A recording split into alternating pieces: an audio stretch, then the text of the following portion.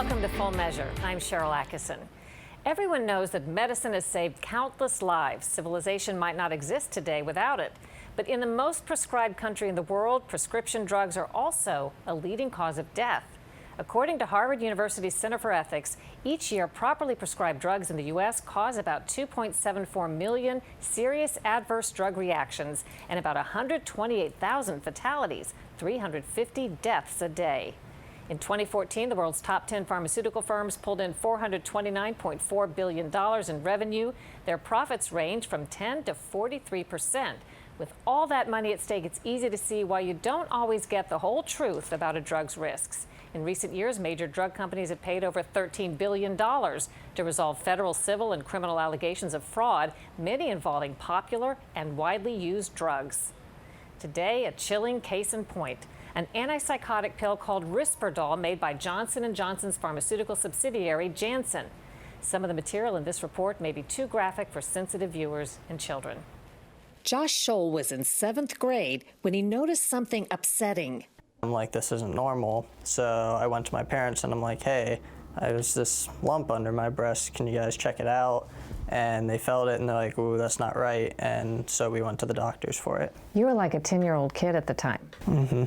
The pediatrician said not to worry. But Josh's mom knew better.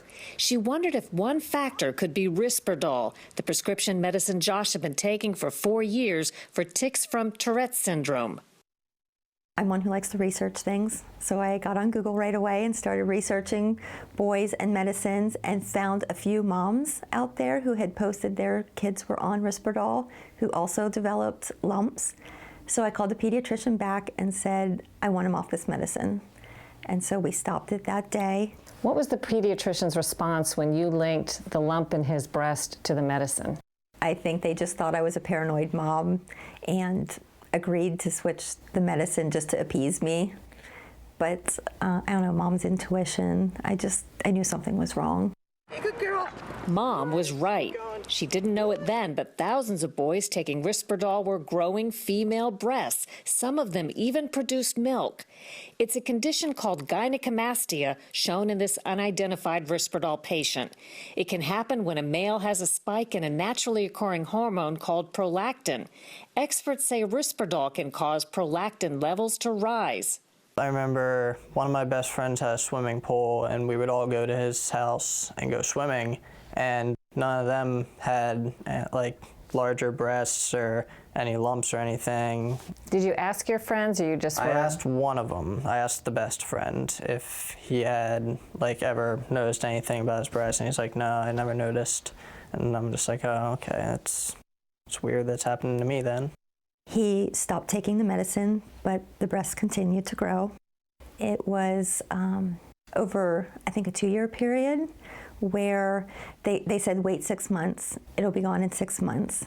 While we waited the 6 months, it continued to grow. Then he noticed a lump in the other side. It turns out there's a dark backstory. At the time, Risperdal, an antipsychotic, wasn't approved for use in children at all. But as federal whistleblowers would later allege, Janssen instructed sales reps to market Risperdal as safe and effective for all kinds of childhood disorders, such as Tourette's, ADD, and autism, knowing it posed serious health risks. Philadelphia attorney Stephen Scheller represents Josh. He tried the first Risperdal case last year, an autistic boy who developed size 46 double D breasts. So the better it's working for you, the more likely you are to grow breasts. Right. Key evidence was this internal document known as Table 21 from the original Risperdal study in 2002. Scheller says it showed 7.8% of Risperdal patients whose prolactin levels shot above normal after 8 to 12 weeks developed prolactin-related side effects like gynecomastia.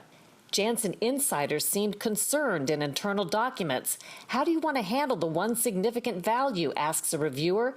This may be notable. I think we need to discuss this somewhere in the manuscript. Instead, the head of the Risperdal study eliminated Table 21, according to Scheller.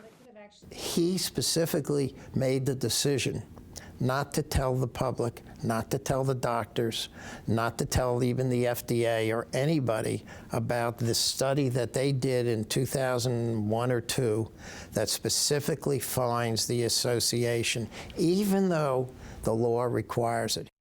A year after the original Risperdal study was published without Table 21, Josh was prescribed Risperdal and developed the very problem it seemed to warn about. We saw our child, who was this outgoing, happy kid who had all these friends, becoming more regressed. He was shy. He stopped going out with his friends, wouldn't take his shirt off at the beach, wouldn't change in front of anybody.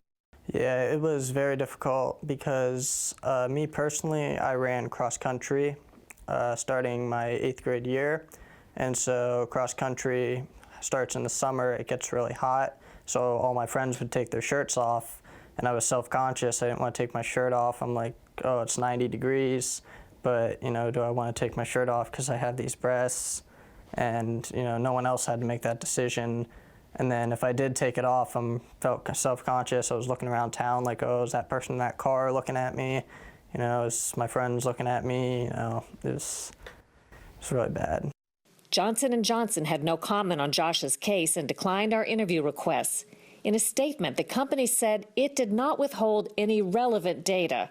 As to why Table 21 was left out of the original Risperdal study, a spokesman implied it wasn't relevant because the researchers concluded there was no direct correlation to breast growth in boys. Because there's a lot of us together. Yeah. Josh believes otherwise.